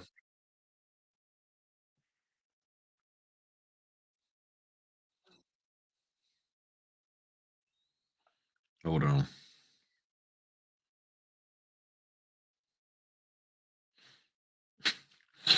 Now, this is one thing. Some of the companies now are doing this thing where they're trying to tell you when to print the documents. I just got a thing saying, "Please print for your appointment." I'm gonna print. Don't worry about when I print. I'm not trying to be funny signing companies if you're listening, but, my appointment for this one isn't until 1 o'clock in the afternoon. Whether I was doing this closing or not, I'm tired. I'd go to bed. It's gonna get done, but what's happening and this is a great point, and I'm seeing this more that signing companies are like, "Can you tell us when you're going to print?" And it's like, now I gotta tell you when I'm going to print so you can watch. And what it is, they see that you haven't downloaded the document. So because I haven't downloaded the documents, they're now like, "Oh, yeah, you need to print. Please print the documents." Okay, well, I can download the documents as soon as they come in, store 'em in Adobe Cloud, but it doesn't mean I'm gonna print them when you want me to or whatever. You can't really say, "Hey, print the documents 5 hours," or whatever, and what's crazy is that when I first started, they were saying, "Don't print the documents no sooner than 2 hours before the closing." If you print them sooner, in other words, if you print them 5 hours or 10 hours or the day before, it might be a change in the document, this, that, and that. Now they're like, "Okay, you got the documents, now print." That's what it is, they wanna see that we downloaded the documents, and it's like, "Okay, I'm gonna get to them as long as I'm not late to the closing and this, that, and the other." And this is the part of I'm a 1099, I got you, especially if I've done stuff for you, I got you. I don't take it personal because in some cases, this is just stuff they got, preset and they just sending it out, you know, um, and I get it, but it's gonna get done, and even if I wasn't, they might be looking at me on YouTube here, like, "Okay, you up here doing this live and you ain't printing my documents." Your documents are going to get printed. If I'm not mistaken, this is a loan application. It's going to get printed. We'll review it, go through it, just double check, and everything's gonna get done. I know what I'm supposed to do. It'll get done. And I understand that means to me, that means there's notaries out here who are flat out not even printing the documents, you know, or here it is, 1 o'clock for the appointment, and that's when they're printing them, which means they're gonna be late for the appointment. I don't do that. I don't do that whatsoever, you know, and everything. But I just found that interesting. So if you are looking at me, the person who just sent me, your documents will get printed. You know, if you want to blacklist me or talk bad about me or say I'm whatever, that's fine. But trust me, your documents will get printed. I hadn't planned, to be honest, because I was tired and I started not to get on live, but I hadn't planned on printing anything until tomorrow morning anyway. That's when I had planned on printing. But like the gentleman was saying here, some companies can pay that because they got the money coming in. What else we got on here? Business is for people, persons, and a lot of people avoid talking to people because they don't know how. Once these notaries get in front of these clients, they freeze up. That is true. Start rambling and start messing up. Man, that is a true state. And this is what I'm trying to get people to understand. You mm, okay, okay. See, you just got out. I was ready to close out for the night, but now you got me going, man. You got me going. All right. Here's the deal. Um, the bulk of the training that's out here is designed to teach us to run our mouth at the closing. The bulk of the training that's out here is designed to teach us to run our mouth at the closing. I've said this before. There are people who have issues communicating. Not that they have some type of learning problem, whatever. That's just them. Their whole life, they've had problems communicating. As my mom would say, you got your thick tongue, the way you talk, like the tongue is real swollen and thick, and you have a hard time articulating words, or whatever the case may be. You have some people that talk too fast. Some people talk real slow. Some people talk real whisper. Because when they get nervous or they talk too loud. So, in my opinion, as anybody who calls himself a trainer, to me, you have to take all of that into an account. Because some people, the way they come across in their communication skills can really mess things up and can push us closing in the wrong direction. I think the mistake that we are making in this business is that we're thinking that everybody who comes in is going to perform and act the same way. Not everybody who comes in this business is going to act and perform the same way.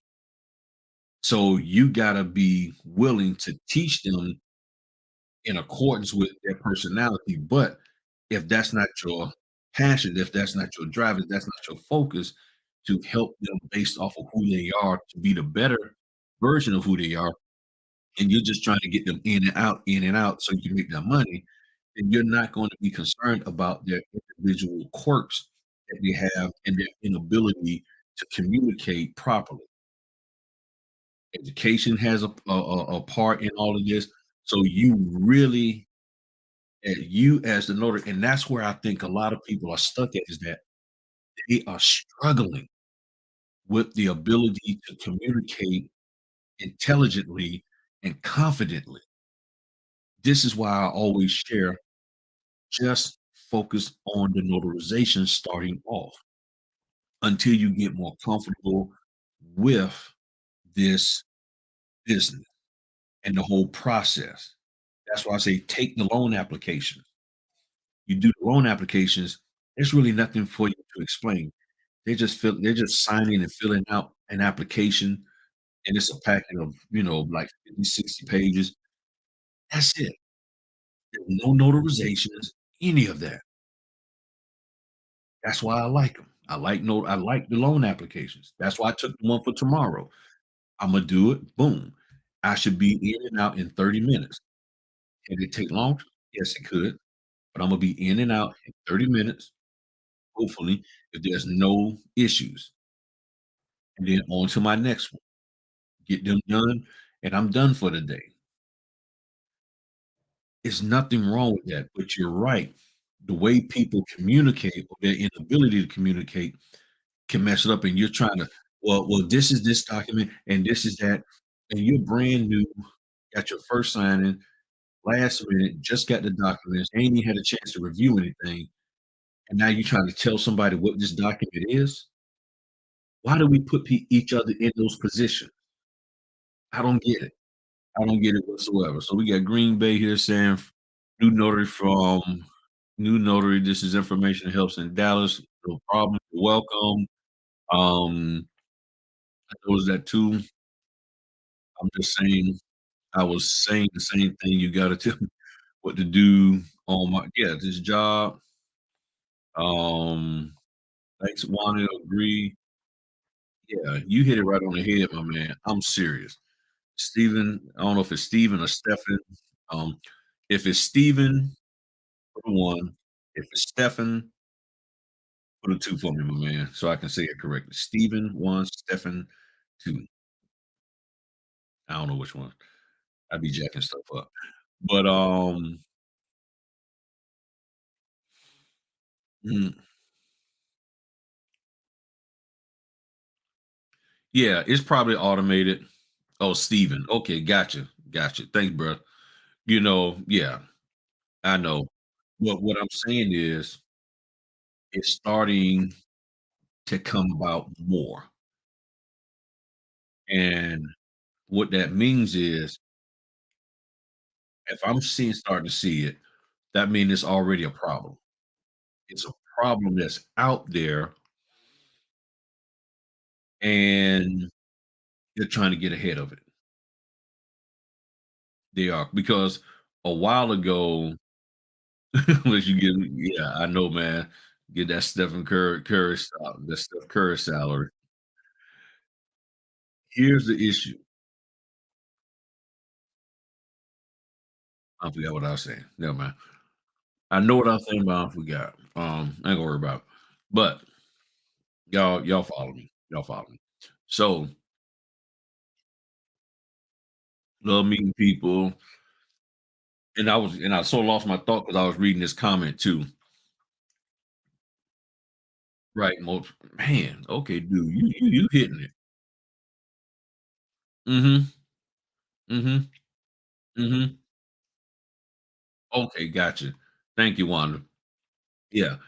You gotta have a notary has to have confidence and patience and focus on the notarization. Yeah. I think that's what I was saying. But what you saying here, my man, is right on point. Most people can't switch from being an introvert to extrovert. And you have to figure out the way to navigate that. If you can figure out how to navigate that, you'll be good. And again, this is why I say let's focus on sharing, on doing the notarizations.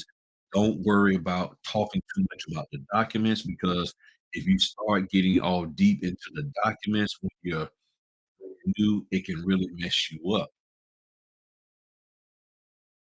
You will get there if you do enough of these. But the problem is, think about it. If you are iffy about doing the signings because you've been programmed by these other people that you have to get $100 or more or $200. So you're not getting those signings of $200, and which means you're not having practice doing them, you are stuck. You are stuck. And I think I know what I was saying. I was talking about the fact of I just heard talking about the fact that things are starting to happen. Yeah. So, oh, here, this is what I was gonna say. So we got the thing of people saying, when are you gonna print the documents? And if that's coming up and people bugging you about printing the documents, and to me it's bugging. I get it, and I understand this is your business and you can do that. Just like this is my business and I have a process of when I print and go through my documents. The question then become also what I've seen is then keep causing me to miss my point. The other issue is what I've been seeing is that they've been starting to say, "Are you going to show up on time? Are you going to arrive at the signing on time?" Not the, "Hey, you got an hour before you sign it." I get that, but it's like, "Are you gonna show up on time? Are you there?" And I'm like, "Okay, I'm in the middle of doing the signing, you're sending text messages and emails asking me, 'Did you arrive on time?'" That kinda stuff, it's like, okay, so that means we have some major problems in the notary business of notaries doing those things of not showing on time, don't know where they at. I decided Imma take this other order before I do that order. Yeah, I was supposed to be there at 4, but an order f at 3:30 came up that's paying me, $12.13 more, so I'm gonna go do that one. Oh, man, he got out and, he got off from he left the daggone daycare early and hopped on the city bus. We don't know where he at, that kind of stuff. Somebody over here eating edibles. I know I probably sound high. I'm a little tired. That's right. You gotta check out the podcast, y'all. Eric over here laughing at me. Yeah, check out the podcast, y'all. But as I was saying even earlier about the podcast, we're trying to be a voice for people and trying to ask questions because there's just a lot of stuff that's going on out here in this business. There's a lot of people that's just saying, believe me, follow me, do what I say, and you'll be fine." And then when the person isn't as successful, they're like, "Well, you did something wrong. It's something on you." You have the right to question and ask everything. I mean, you got somebody asking me, telling me at 11 o'clock at night to print the documents for an appointment that's 14 hours away. I got 14 hours before this appointment. They want me to print the documents now and download them now. So if they can ask me questions, then why can't I ask the notary trainer question? Why can't I ask these other folk questions about what they're trying to get me to pay the money for? They feel justified in asking me questions because they're paying me. I get it. I understand and I respect that. But I believe I have a track record that shows I'm going to do what I'm supposed to do. I have no choice. I mean, I have no reason not to, but I get their concern and I get that they're covering their bases. So if they have the blanket of we're just covering our bases, flagging that blanket, then I'm covering my bases when I ask you, Mr. or Miss Notary Trainer, Mr. or Miss um, Mentor, what am I getting for my money? Do I get my money back if your stuff don't work? If your stuff is stink, what are you trying to train me? What are you gonna help me on? Are you and everybody said, "Well, I can't give you any guarantees or assurance." Okay, I got that, but what can you give me? What can you tell me? And this is why people aren't confident because sometimes the trainer that you're dealing with isn't really building your confidence in the right areas. They're building it for one part, but not for the most important part. And if the most important part for you is how you communicate and how you go out there and do the closings, and they're not as helping you in that, then no matter how much money you spend with them, you're never going to have the confidence to go out and do it. And many of you know, and it might be you who have taken multiple closings, but you still haven't done anything. Now, I'm gonna share this with y'all on how you can go into an event, let's say networking or whatever, because I've been hearing a lot of people really for the last year talking about they want to go to these networking events or realtors and people like that. If you go to a networking event and you have not done any type of work, no kind of closings or anything, you're just you're not necessarily brand new, you just don't have anything under your belt. Here's how you could approach the situation. You can go and sit we'll use the guy, the person's name is Fred or Amanda, whoever, the the individual. Let's just say the title person, somebody that works at a title company. "Hey, Fred, how you doing? My name's Stephen. Um, I'm a notary, signing agent, and just out here just enjoying myself." If they ask you how things have been in the business or whatever, you can tell them, say, "Well, I'm new in the business and I'm out here because I'm trying to get an understanding of what some of the issues that you as a title person come into dealing with notaries, because I've heard that some notaries are difficult to work with and they've done things wrong. And I was wondering, could you tell me like one or two things that you suggest that that I focus on making sure that I get right as I do this business? Now you're not asking them to give you business. You're asking them what is it that I need to know that if I end up doing something for you or your colleagues, I can learn from what you're telling me right now, and I can make this job easier. Because the whole point is making sure that you do your part as a notary so everybody gets paid. So what can I do, Fred, as a notary doing a closing, whether for you or your colleagues, to make sure that I don't delay you getting paid and everybody getting paid? So what'd you say? Okay. Yeah. Said there are some notaries that are rude to signers for some reason. I'm the replacement notary. Yep. I have no problem with that. I just think, yeah.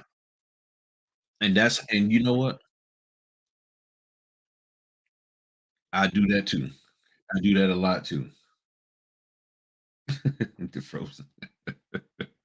Call it DeMar DeRozan defrozen. Oh man. Yeah, that's one of the ways. Hey, what's going on, Miss C Picks? So understanding the pain points, that's right. That's what my next point. Understanding their pain points. See, you don't have to ask somebody for business when you understand business. If you understand that there are pain points. So, what are some of the concerns and issues that you had, Roxanne, when dealing with notaries or mobile notary? And let's get more specific. mobile notaries because mobile notaries act way different than in-house title company notaries. Mobile notaries, we're all over the place sometimes, running here, running there. So, what are some of the concerns? One of the issues that I personally found out 2 years ago was notaries, mobile notaries are notorious in my area for walking out of a signing if it's taking too long. So you get to a signing, especially with a new home builder, and there's a delay in some sort for some reason, and the notary's like, "Well, I got another appointment. I'm out."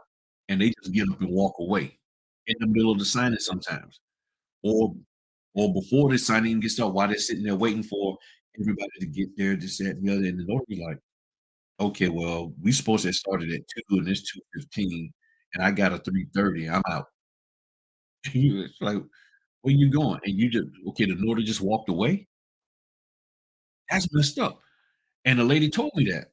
She was a scheduler, she's like, "Yeah," she's like, and my first time," and this was with Ryan Homes, Ryan, Ryan Homes, they have a lot of in-house people, and the only reason why they had me there was because the real estate attorney that they normally use was on vacation, and the title company that they typically use, yeah, a lot of this was during COVID, a lot of their people were sick.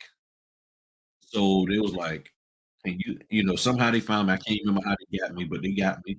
And I went over there and I did the closing, and there was a delay.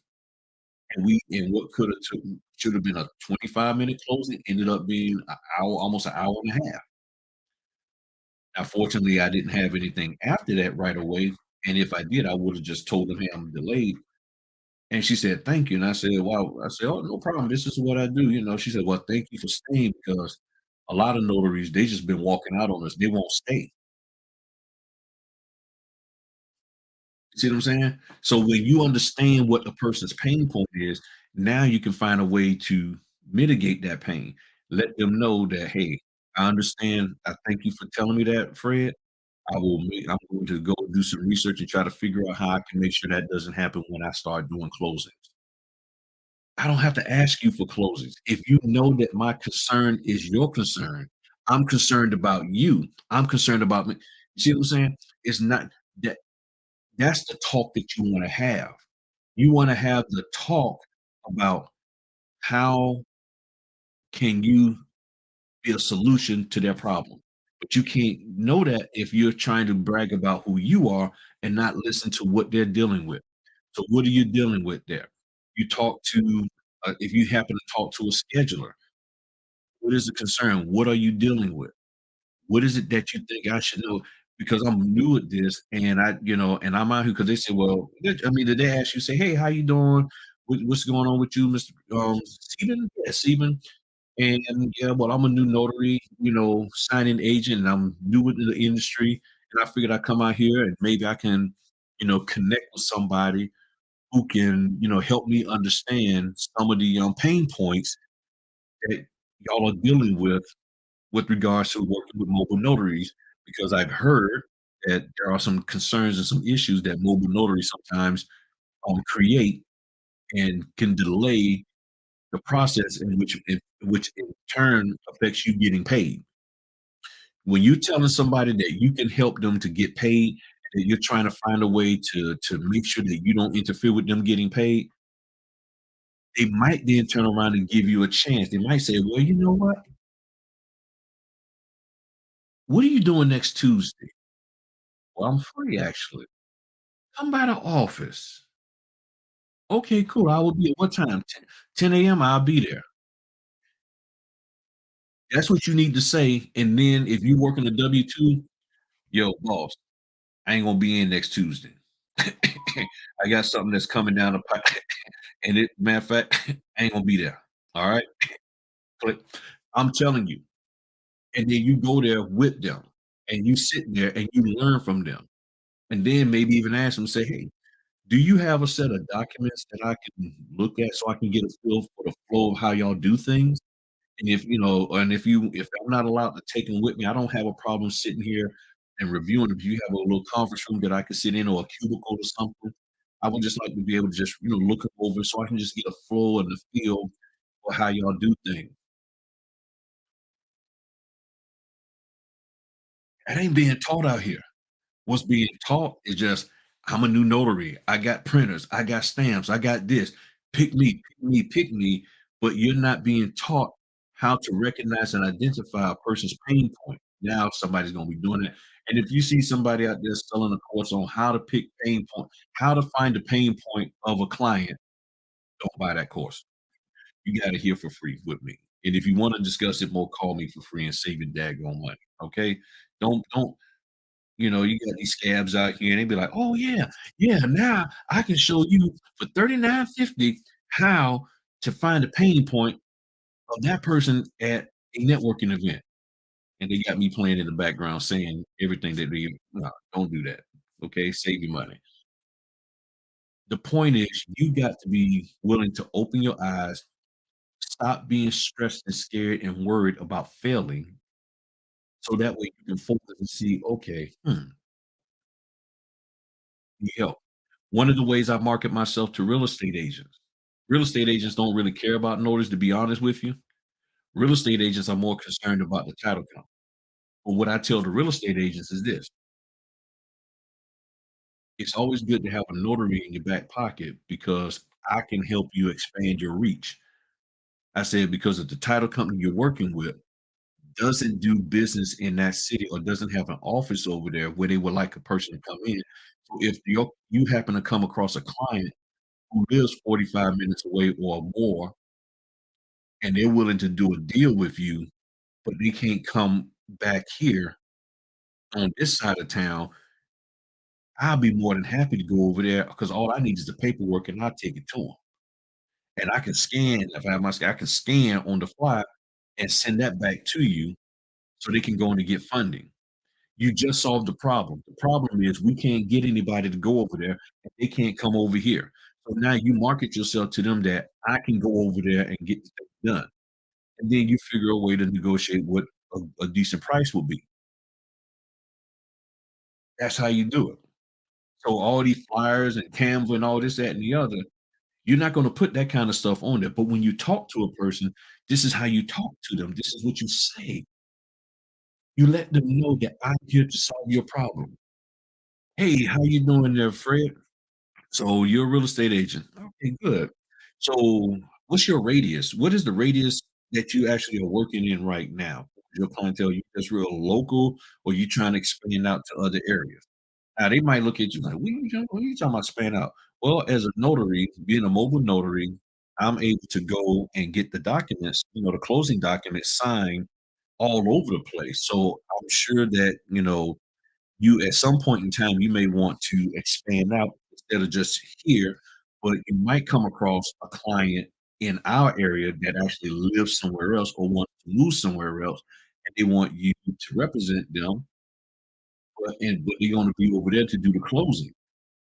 So and they can't come back here. So if they can't come back here, how about, if you're ever in that situation, just feel free to give me a call so we can coordinate a way that I can get the documents out to them, get it signed and everything so we can all get paid. I'm telling you, you say that phrase though, so we can all get paid. Somebody will be trying to put that on a t-shirt so we can all get paid. That's my saying. You do it, I'm coming after you. But that's the whole point. The point is we're there to ensure that there's no fraud so we can all get paid. And if you communicate that to them and they get to thinking, "Oh, yeah," because I said that to her, and she said, "Well, I had a notary that made a mistake and couldn't get the document shipped out in time, and I couldn't get paid until a couple of days later because the notary didn't know that there was a FedEx 5 minutes from where they was at, and they tried to go to the FedEx that was 35 minutes from where they was at, and by the time they got there, it was closed. But if they had thought about it, they could have went to the FedEx that was right there and not made that mistake. So, don't worry, I know where all the FedEx locations are and what times they close. This is what you communicate to them. And if you think about it, why would they not wanna give you a chance?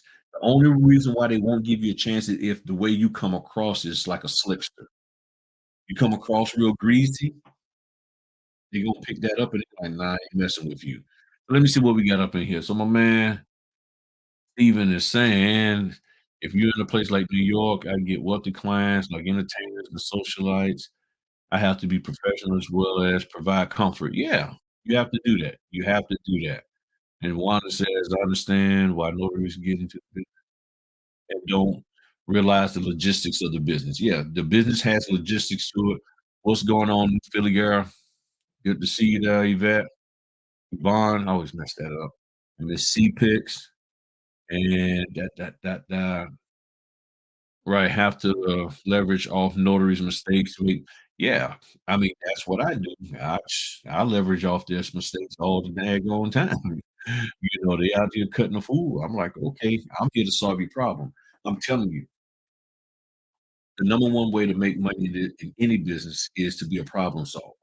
That's what scammers do. Scammers and that's the sad part, they're solving a problem or a proposed problem or a suggested problem. They suggest a problem that you don't know how to live a good life. You don't know how to make money. You don't know how to be success at a notary. And not everybody in our notary business are scammers. And see, and the scammers, there's a lot of scammers that you don't see in this business. A lot of them don't get on YouTube. A lot of them don't publicize and so they're under the carpet hiding, and they popping up like little gophers, and they're sitting in there in Clubhouse, and you're sitting there, "Yeah, I'm so and so," and then they sitting up here DMing you, "Hey, I got this course. Check out my course." I mean, you see it all the time with the crypto. Don't think that they're not doing it with the notary. You sitting up there, you hop on stage on Clubhouse, and you make a few statements, and then next thing you know, you getting all this, "Hey, I can help you take $500 to $5,000." Like, who are you? I'm your crypto queen. I'm your crypto um guru. I'm like, no, you're the crypto clown. That's what you are. That is exactly what you are. You are the crypto clown. I'm like, no, I am not messing with you, crypto clown. They do these kind of things because they're trying to take advantage of you. You got to be diligent and be willing to say no to them. And sometimes you got to be willing to walk by yourself. Because sometimes you can get further when you're by yourself than you can with a crowd. You can sometimes go further in life and in business when you are by yourself than if you're in a crowd. What is the number one piece of advice they tell every married person? Get away from your single friends. Now that you're married, get together, stay focused on each other, and learn to grow and be a part of each other's life. You and your business need to get together and get everybody else out of the way. Learn your business, grow your business, and you will have a lovely long marriage with your business. The problem is you got all these little side chick dudes and dudettes that are out here trying to tell you how you should run your business, and they don't even know business themselves. So you're trying to you're engaged with this business idea. Now you're trying to be married to the business idea, and once you go into being married to it, you got all these other cats out here still talking all this slick stuff, trying to get you to go over here and to go over there. Hey, you remember that time when Shireen was around and that other business thing and they got you trying to get distracted over here. You gotta leave them alone sometimes. The best way to have your marriage right is to keep others out. Same thing with your business. Keep them folk that don't need to be in your marital business, and meaning your business marriage out. Keep them out of it, and trust me, you'll be look, many people have learned to have great successful marriages and families, meaning raising kids, and they had no one in their business telling them what to do. They took inventory of what was going on. They learned their kids' personalities. They learned their spouse personality. They recognized what their personality is and made the necessary adjustments to have a successful marriage and family life. If that's the case, why can't you do the same for your business? Why do you need to be all up underneath people? Why do you need to spend money with everybody telling you what you need to do in your business? You can figure that out on your own. It's not that hard. It's just a matter of whether or not you really want to do it. If you don't wanna do it, then say so. If you want to be handheld and baby fed and all this, that, and other, then daggone it, just say so, okay? Don't complain when you get taken advantage of. Don't complain when you can only go as far as they're willing to teach you. You can go further when you've taught yourself. What did they always say? You can teach you can give a man a fish, but it's better to teach him how to fish, okay? And if they're not really truly teaching you how to fish, then you need to figure it out for yourself. And that's what I've done. That's what Q's done and many, many other people have done. They have figured out, "I need to learn this for myself." And a lot of the trainers out there, a lot of the influencers out there in the notary world have done the same. The problem I have is that some of them aren't being fully honest in disclosing the limitations of what they're trying to offer you. There are limitations of what they're offering you. "Oh, what I'm saying to you really doesn't work where you're at." Like the young lady asked about being a signing agent in an attorney state. They just say, "Do it," but it's like and you're like, "Okay, but does this really work here?" I'm like, be upfront and honest and disclose that what I'm sharing with you works here, here, but not over here. Tell them upfront. But to tell them that upfront means less revenue, because if I tell you that what I deal with and what I teach does not may not help you, just like I tell people all the time.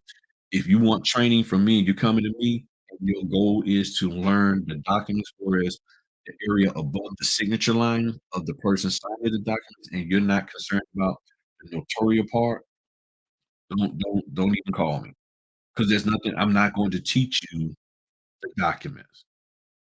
I'm not gonna teach you that. Because you could actually read the documents for yourself, but if you really wanna know, go out there and do it, because if you go and do an order, guess what? You get a copy of the documents to print out, and then before you delete them off your computer, take time out and read over them. Read over the documents so you can, "Oh, okay, so this what this means, that way," and you can figure it out. That's all I did. So you don't need to pay anybody to understand the documents. I mean, you grown person, you got a brain. If you can't read and where it says borrower's consent to use tax return, read that those 2 paragraphs, um, limited power of attorney form. Oh, this is the power of attorney form. What does it say? You read it and you can understand it. You don't need to pay me to teach you what does that mean. You don't need to buy scripts to understand what does that mean. All you need to do is take an order, don't say nothing about the documents up front at all on your first couple of orders, and do the order, make sure you properly notarize them, and then in between, "Oh, let me read this. Oh, so that's all." And now you got better understanding. And here's the bigger thing. When you call and ask them for assistance on something you're not clear about or the signer's not clear about, then that loan officer or title person or maybe even the signing person can share with you some information about the documents that you probably wouldn't have understood or picked up by reading them yourself. That's how I learned. So I don't understand this thing of I'm going to be a trainer, I'm going to teach people, but what I'm teaching has some limitations to it.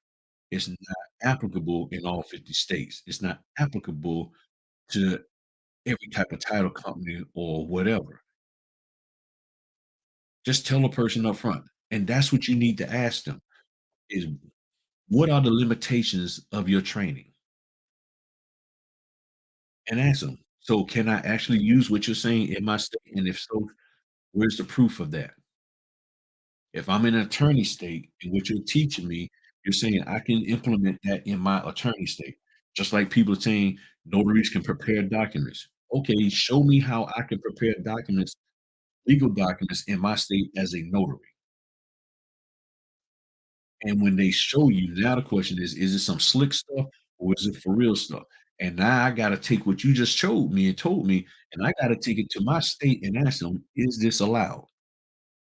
And the reason why they don't wanna give you disclaimers or tell you the secret sauce of what they're talking about is because they know now you have every right to take what they said and take it to the state, and the state might come down and like, "You can't you banned from selling stuff in our state." That's the reality of it, in my opinion, for some of these people out here. Well, I'm gonna go on and hop off because I've been up here 2 hours and I'm only supposed to been up here 4 minutes, and it's been 2 hours and 4 minutes. And I know, and I appreciate everybody hanging in here. 36 people. I think we had like 40 some, and I appreciate y'all. But again, this wasn't clickbait. It was true. You can make $30,000 a month off of $75 signings. You just got to have 400 of them. And how do you plan on getting that? You see what I'm saying? How you going to get that? But people have a signing company, and that's how they're doing it. And I'm all for that.